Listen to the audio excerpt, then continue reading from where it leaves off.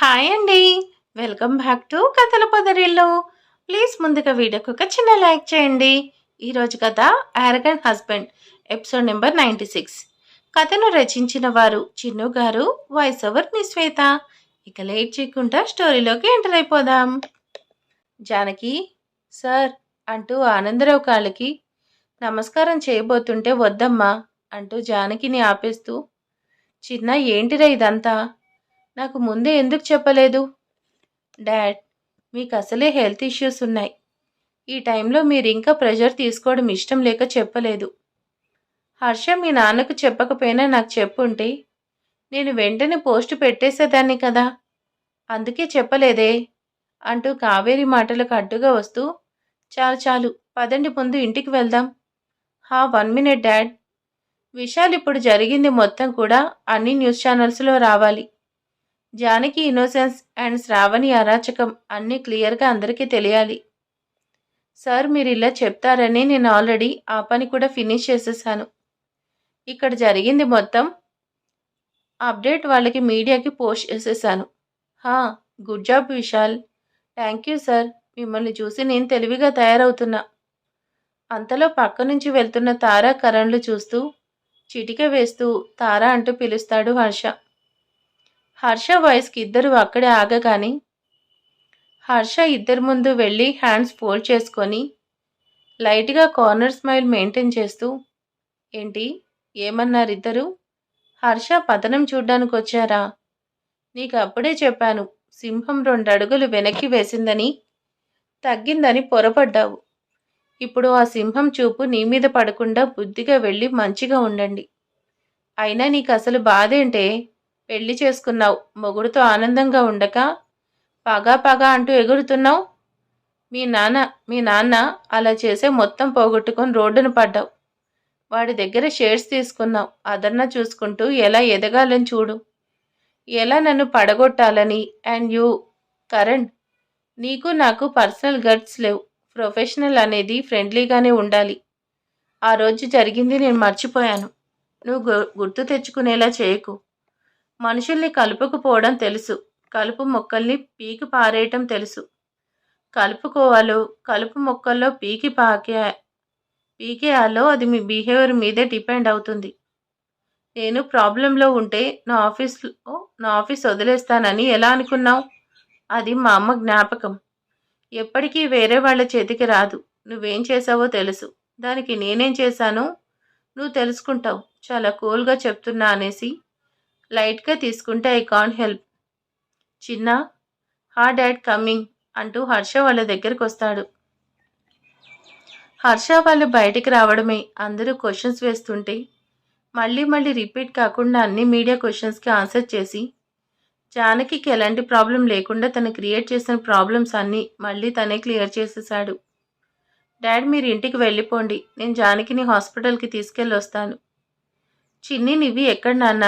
మీరు వెళ్ళేసరికి ఇంట్లో ఉంటుంది డాడ్ అంటూ జానకిని తీసుకొని స్టార్ట్ అవుతాడు. హర్ష గారు ఇప్పుడు ఎక్కడికండి? హాస్పిటల్కి జాను. ఒకసారి టెస్ట్ చేస్తే టెన్షన్ ఉండదు కదా. నాకేం కాలేదు, నేను బాగానే ఉన్నాను హర్ష. అదే మాట డాక్టర్ చెప్తే నేను ఇంకా హ్యాపీ ఫీల్ అవుతాను కదా, కాబట్టి సైలెంట్గా ఉండు. నేను చెప్పినా చెప్పకపోయినా మీరు వినరు, ఇంకా నేనెందుకు చెప్పడం హర్ష గారు అంటూ హర్ష బుగ్గ పట్టుకొని లాగుతుంది. జాను చాలా హ్యాపీగా ఉన్నట్టున్నావు.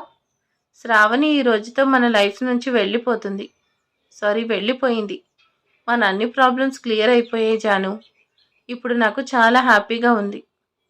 నాకు కూడా హర్ష గారు. ఈ రోజుతో అన్ని ప్రాబ్లమ్స్ సార్ట్అవుట్ అయిపోయాయి. శ్రావణి మళ్ళీ మన మధ్యకు రాదు. ఇదంతా మీ వల్లే హర్ష గారు. ప్రొఫెషనల్లీ కాదు, పర్సనల్లీ అటాక్ చేసినట్టుంది. నీ మీద అంత కోపం ఎందుకే? అదేం లేదులే హర్ష గారు, వదిలేయండి. వదిలేయడం కాదు, ఏం లేదన్నావంటేనే ఏదో ఉందని అర్థమవుతుంది. ముందు రీజన్ ఏంటో చెప్పు జాను. హర్ష గారు చెప్తాను, కానీ తర్వాత మీరు కోపంతో ఎలాంటి డిసిషన్స్ తీసుకోకూడదు. ముందు నాకు మాట ఇవ్వండి. షూ, అసలు ఈ ప్రామిస్లు కనిపెట్టినోడిని పట్టుకొని 4 పీకాలి. నేనేం చెయ్యంలే, కానీ అసలు రీజన్ చెప్పు జాను. నేను గ్రూప్స్కి ప్రిపేర్ అవుతున్న టైంలో చిత్రంజన్.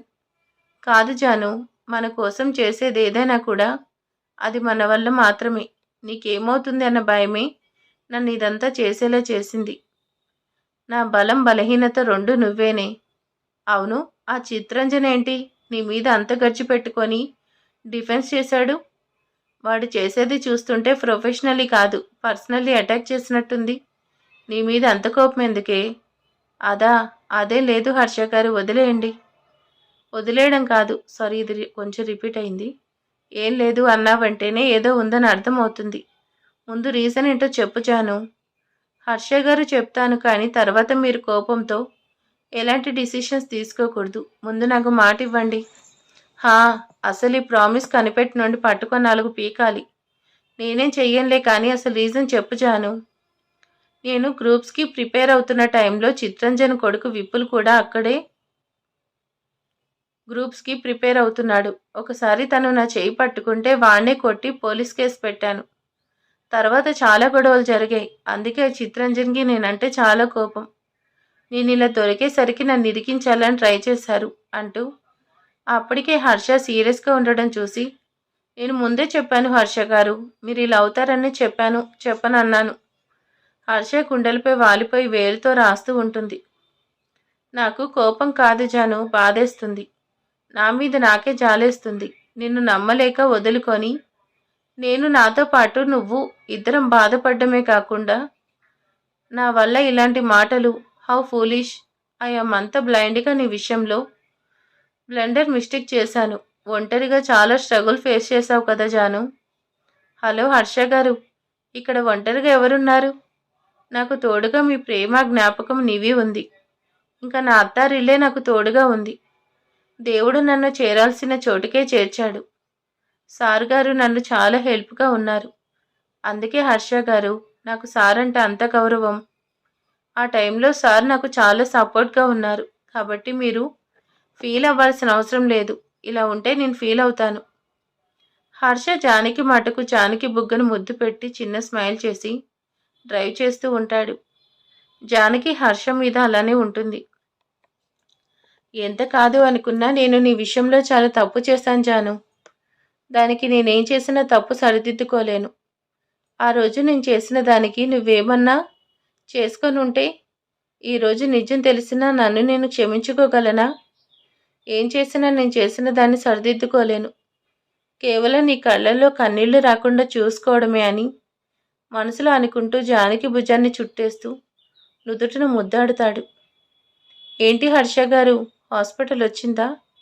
పద జాను అంటూ జానకిని తీసుకుని వెళ్ళి అన్ని టెస్టులు చేయించి రిపోర్ట్స్ అన్నీ చూసిన తర్వాత కానీ రిలీఫ్ ఫీల్ అవుతాడు. హాయ్, హలో, వెల్కమ్ టు అలా కావేరీలో. మీరంతా నా కోసం, ఈ కావేరి కోసం వెయిట్ చేస్తున్నారు కదా. నేను వచ్చేసాను. మీకోసం చాలా విషయాలు తీసుకొచ్చేసాను. ఈరోజు మీ అందరికీ తెలిసింది కదా నా కోడలి ఇన్నోసెన్స్. అందుకే ఈ వీడియో అన్నమాట. ఇప్పుడు మా హర్ష, నా కోడలు వస్తున్నారు. నానమ్మ, నిన్ను తాత పిలుస్తున్నాడు అంటూ నివి రాగానే, అదిగో మా ఆయన కాలింగ్. ఈరోజు మీకోసం మంచి మంచి వీడియోలు తీస్తాను, పోస్ట్ చేస్తాను. స్టే ట్యూన్ టు అలా కావేరిలో.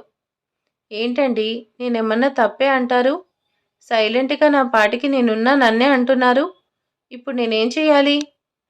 కావేరి ఇప్పుడు నిన్ను తిట్టడానికి పిలవలేదు.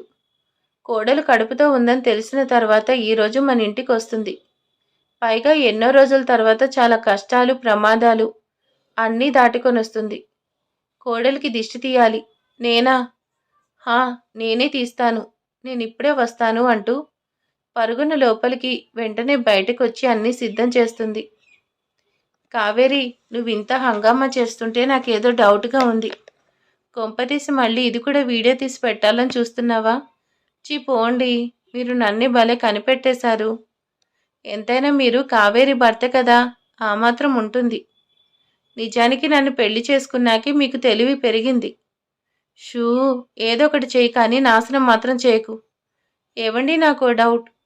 మనం ఆ రోజు దెయ్యం అంటూ పూజలు చేయించింది, అన్ని పనులు చేయించింది కూడా శ్రావణితోనా?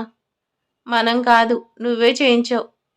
ఇంకా వీడియో పిచ్చితో నిప్పుల గుండం కూడా తొక్కించాలనుకున్నావు, కానీ నేనే ఆపేశాను కాబట్టి తగ్గావు. ఇంకా డౌట్ ఉందా, తనతోనే చేయించావు. అమ్మో, నాకు భయంగా ఉందండి. కోర్టులో అలా కాల్ చేసింది. ఇన్ని చేసినా నన్ను కూడా అలానే చేస్తుందేమో. అందులో డౌట్ లేదు. నువ్వు దొరికితే అంతకు డబుల్ చేస్తుంది. అమ్మో! నేనింకా నాలుక మీద కుమారస్వామి శూలం గుచ్చించాలనుకున్నా. అదంటే మీరు ఒప్పుకోరు కానీ మానేశాను. లేదంటే నా పనేంటి? నేను చెప్పానా?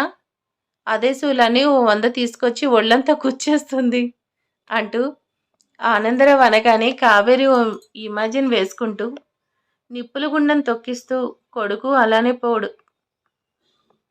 పొగుడుతూ ఉండడం చూసి దెబ్బకి ఆ అంటూ పెద్దగా అరుస్తుంది. కావేరి ఏంటి ఏమైంది? ఏం లేదు. అయినా శ్రావణి జైలుకు వెళ్ళిపోతుంది. బయటికి రాదు. అయినా వచ్చినా హర్ష ఉన్నాడుగా వాడే చూసుకుంటాడు. అమ్మో! కొడుకు మీద ప్రేమ పుట్టుకొచ్చేస్తుందే కొత్తగా కావేరికి. హాహా! అంతేగా. కొడుకంటే ఎవరో కొడుకు అంటే మీనింగ్ సన్.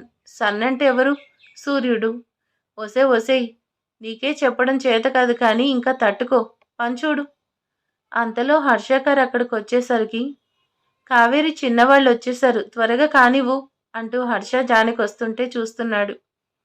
అమ్మా చాక్లెట్ అంటూ నివ్వి హర్ష కళ్ళని చుట్టేస్తుంది. హర్ష కూడా నివ్వెని ఎత్తుకొని వస్తుంటే కొన్ని నెలల క్రితం అలానే వచ్చిన హర్ష వాళ్ళని చూసిన ఆనందరావుకి జానకి కళ్ళల్లో బాధ స్పష్టంగా కనిపిస్తుంటే ఇప్పుడు ఆనందం మొత్తం తన మొహంలోనే కనిపిస్తుంది.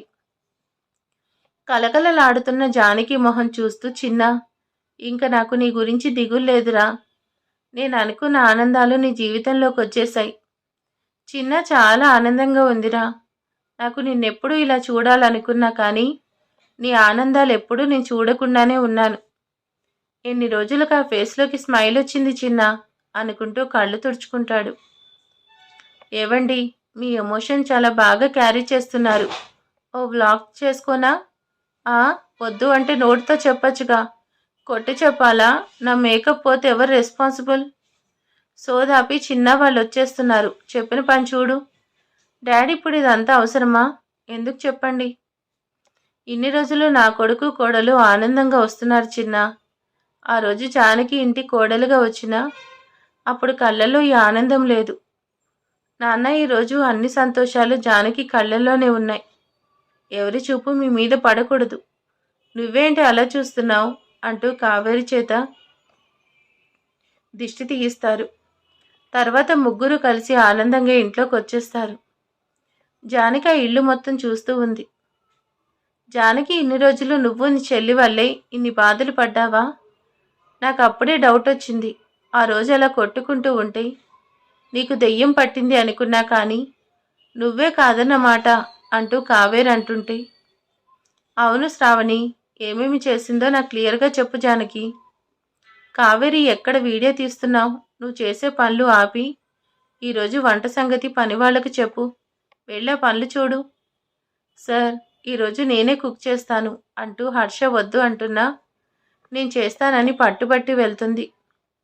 డాడ్, ఇంకా ఎవరేం చెప్పినా వినదు. మీరెళ్ళి రెస్ట్ తీసుకోండి. లిటిల్ పద నాన్న అంటూ నివ్విని తీసుకొని పైకి వెళ్తాడు. జానకి చాలా రోజుల తర్వాత ఇంటికి వచ్చేసరికి ఆనందంగా అందరికీ కుక్ చేయడం స్టార్ట్ చేస్తుంది. జాను అంటూ జానకిని వెనక నుంచి హక్ చేసుకుంటూ, ఏంటి జాను, చాలా కష్టపడుతున్నావు, నేనేమైనా హెల్ప్ చేయనా? మెడ మీద ముద్దు పెడుతూ చిలిపిగా అడుగుతాడు. మీరేం చేయకుండా సైలెంట్గా ఉండడమే నాకు చేసే పెద్ద హెల్ప్ హర్ష గారు. మీరు హెల్ప్ చేస్తే అదే రేంజ్లో ఉంటుందో నాకు గుర్తుంది కాబట్టి మీ హెల్ప్ నాకొద్దు. ఏంటో అందరి భార్యలు వాళ్ళ భర్తలు మాకు హెల్ప్ చేయమన్నా చేయట్లేదని ఏడుస్తుంటే నీ మొగుడు నీ మీద ప్రేమతో హెల్ప్ చేస్తా అంటే వద్దు అంటున్నావు జాను. నన్ను హర్ట్ చేసావు. నీ మీద కేసు ఫైల్ చేసి ఇన్వెస్టిగేషన్ చేసి నిజాన్ని తేల్చి నీకు శిక్ష వేసేయాలి. ఏ శిక్ష వేస్తారు హర్ష గారు? అది కూడా చెప్పేయండి. నేను ముందే ప్రిపేర్ అయిపోతాను. నువ్వింత ముద్దుగా అడుగుతుంటే చెప్పనా జాను? వలుపు సంఖ్యలు వేసి నా కౌగిలి జైల్లో నిన్ను బంధించి ముద్దుల కేసు ఫైల్ చేసి హక్కులు కిస్సులు లైకులు లెక్కలు తెల్చి బెడ్రూమ్ కోర్టులో నేనే జడ్జ్, నువ్వే ముద్దాయి కాబట్టి నేనే నీ నేరానికి శిక్ష వేసి నేనే ఆ శిక్షను అమలుపరుస్తాను అంటూ హస్కీగా జానకి చేతులు చుట్టేస్తూ అంటూ ఉంటే, హర్ష గారు, ఇది కిచెన్. మీకు అదన్నా గుర్తుందా? హా, అందుకే కదా జాను, ఇక్కడితో ఆగిపోయాను. లేదంటే ఇంకాస్త అడ్వాన్స్ అయిపోయేవాణ్ణి. అడ్వాన్స్ అయిపోనా జాను? హా, నాకేం ప్రాబ్లం లేదు. అప్పటిలా మేడం చూసారే అనుకో, ఇద్దరిని కలిపి మళ్ళీ వైరల్ చేసి పెడతారు. పర్లేదా హర్షస్ గారు? హర్ష జానకిని వదిలేస్తూ చుట్టూ చూస్తూ ఉంటాడు. జానకి నవ్వుతూ, ఏంటి హర్ష గారు వదిలేశారు అంటూ అడుగుతుంది. నిజమే జాను, మా పిన్ని అసలే వీడియో పిచ్చితో తిరుగుతుంది. నువ్వన్నట్టు చేసినా చేసి ఎక్కడ తగ్గకుండా పోస్ట్ చేస్తుంది. ఇప్పటికే హర్ష అంటే అది ఇది అక్కను చెల్లిని వాడుకున్నాడు అంటూ ఏదేదో న్యూస్లు చాలవన్నట్టు ఇవి కూడా వచ్చాయంటే ఇంకేమైనా ఉందా? మన రొమాన్స్ పబ్లిక్ టాక్ చేయడం ఎందుకులే జాను, ఇప్పటికున్న ఈ ఫేమ్ చాలు. కొత్తగా ఫేమ్ అవసరం లేదులే. హర్ష గారు, మీరు భయపడుతున్నారు. చాలా బాగున్నారు. మొత్తానికి మేడం మిమ్మల్ని భయపెట్టారన్నమాట. రూమ్లోకి వచ్చిన తర్వాత ఎవరు భయపడుతున్నారో చూద్దాం జాను అంటూ జానకి ఎదురుగా వచ్చి జానకి నుదుటిని తలతో ఢీకొట్టి ఫ్రిడ్జ్లో చాక్లెట్ తీసుకుని ర్యాపర్ తీసి జానకి నోటికి అందిస్తూ, లిటిల్ కోసం చాక్లెట్స్ కావాలంటే వచ్చాను. వచ్చిన పనే మర్చిపోయాను. ఓ, మీ కూతురు కోసం వచ్చారన్నమాట. నా కోసం వచ్చారేమో అనుకున్నాను. అట్లా ఉడుక్కోకు జాను, వచ్చింది నా కూతురు కోసమైనా ఉంది మాత్రం నీకోసమేగా. ఈ చాక్లెట్ తిను, కూల్ అవుతావు. చాక్లెట్స్? నాకు చాక్లెట్స్ తీసుకొస్తా అని చెప్పి అమ్మకు పెట్టిస్తున్నావా? చేతులు కట్టుకుంటూ సీరియస్గా చూస్తూ కళ్ళు పెద్దవి చేస్తూ మూతి బిగుస్తూ అడుగుతుంది నివి. నివి వద్దు అంటే మీ నాన్నే తిను తిను అన్నాడు. హర్ష వైపు చూసి నవ్వుతుంది. జానకి వైపు తినేసేలా చూస్తూ, లిటిల్, నువ్వు వచ్చావా? అది మీ అమ్మకు కాదు బంగారం. అమ్మ బొజ్జలో తమ్ముడున్నాడు కదా, వాడికి పెడుతున్నా. నీకు తమ్ముడంటే ఇష్టం కదా లిటిల్? హాహా, అవును చాక్లెట్ అంటూ నివి అంటుంటే, చూసావా అన్నట్టు కాలర్ ఎగరేస్తూ, చూసావా అన్నట్టు చూస్తాడు. క్లాస్ రూమ్లో ఎవడైనా ఆన్సర్ చెప్తాడు కానీ ఎగ్జామ్లో రాసిన వాడే టాపర్ అవుతాడు. మనల్ని ఇరికించేవాడు ఇంతవరకు పుట్టలేదు జాను. నన్ను లాక్ చేయడం మీ వల్ల కాదు, కానీ త్వరగా కుక్ చేయి అంటూ నివిని తీసుకొని గ్యాస్ కట్ మీద కూర్చోబెట్టి నివికి తినిపిస్తూ ఇద్దరు కలిసి కబుర్లు చెప్పుకుంటూ ఉంటారు. నేనున్నాను డాడ్. నిన్ను అవమానించిన వాణ్ణి, దాన్ని ఇద్దరిని వదలను. ఒక్కసారి వాళ్ళు నా చేతికి చిక్కాలి, అప్పుడు చెప్తాను. ముందు నాకు ఆ డిస్టిక్కి పోస్టింగ్ వేయించు. డాడ్, నిన్నే అన్ని మాటలన్నా హర్షని దానికి కారణమైన జానికి నిద్దరిని వదిలిపెట్టను. విపుల్, ఇప్పుడు ఆవేశపడకూడదు. నేను మనోడు చేసిన దానికి జానకిని జైల్లో పడేయాలని చూస్తే దాని మొగుడొచ్చాడు. ఇప్పుడు ఇద్దరు పవర్లో ఉన్నారు. ఆ జానకి పవర్లో లేనప్పుడే మనం ఏం చేయలేకపోయాం. ఇప్పుడంతా తేలిక కాదు. టైం చూసి అప్పుడు చెప్తాను. ఓకే డాడ్, కానీ ముందు నా ట్రాన్స్ఫర్ ఆర్డర్స్ చూడు. అవును మహి, ఎక్కడ టూర్కి వెళ్ళింది?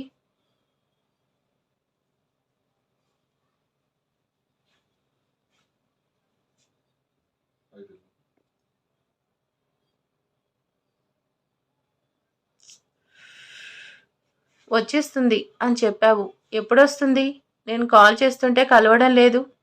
నిన్న కాల్ చేస్తే ఈరోజు వచ్చేస్తాను అంది. ఈ పాటికి వచ్చేయాలి అంటూ ఉండగానే డాడీ అన్న మాటకి వెనక్కి చూస్తూ, మహి వచ్చేసావా?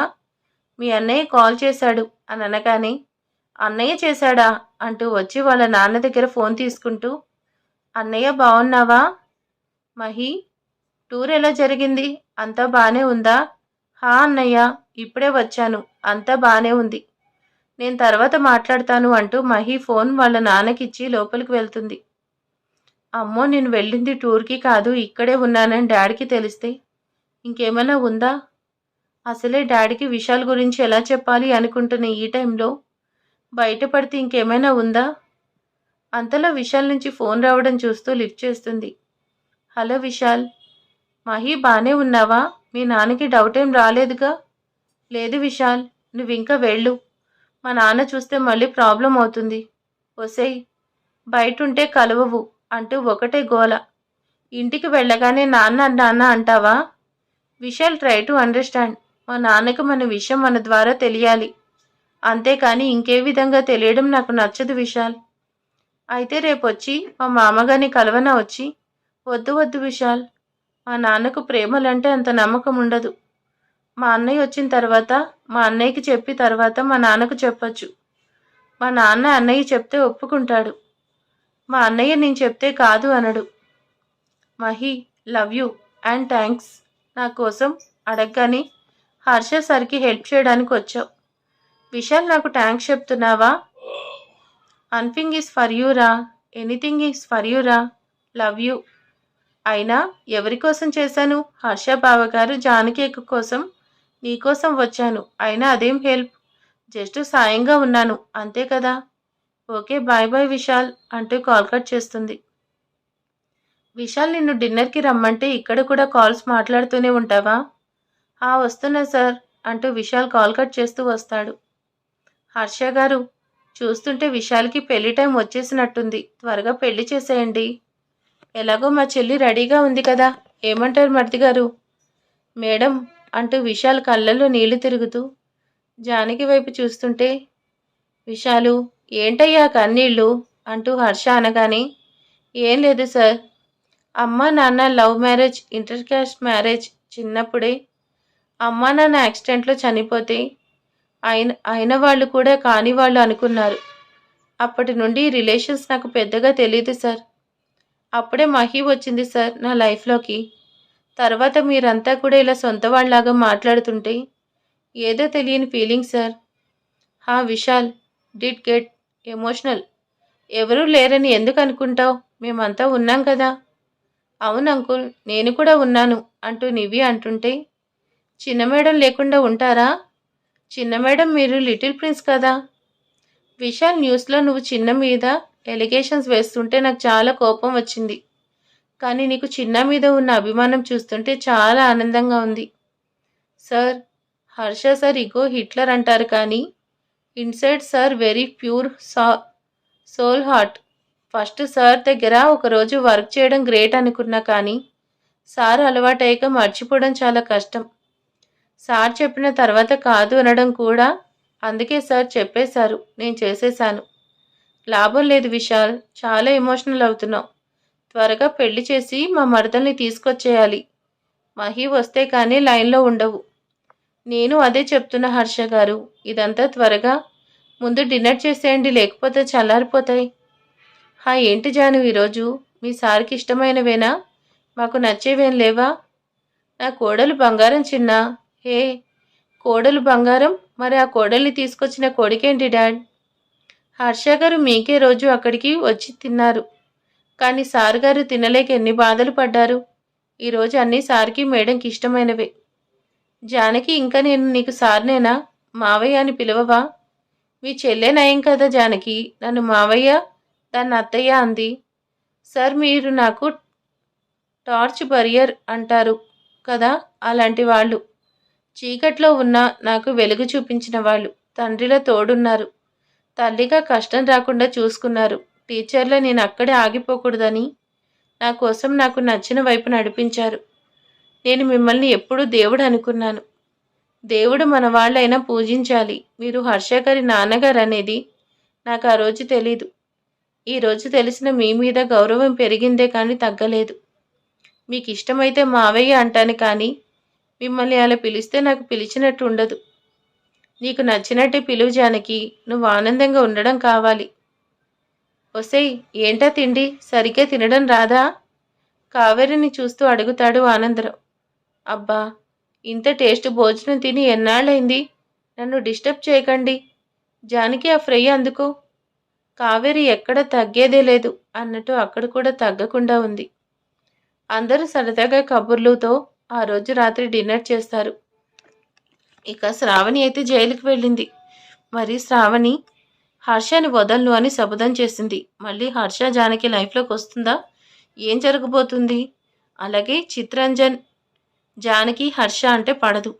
మరి చిత్రంజన్ కూతురే మహి. మరి విశాల్ మహి పెళ్ళికి హర్ష ఏం చేయబోతున్నాడు? మరి ఏం జరగబోతుందో నెక్స్ట్ పార్ట్లో చూద్దాం. అలాగే లైక్ చేయండి, ఛానల్ని సబ్స్క్రైబ్ చేసుకోండి. Thank you.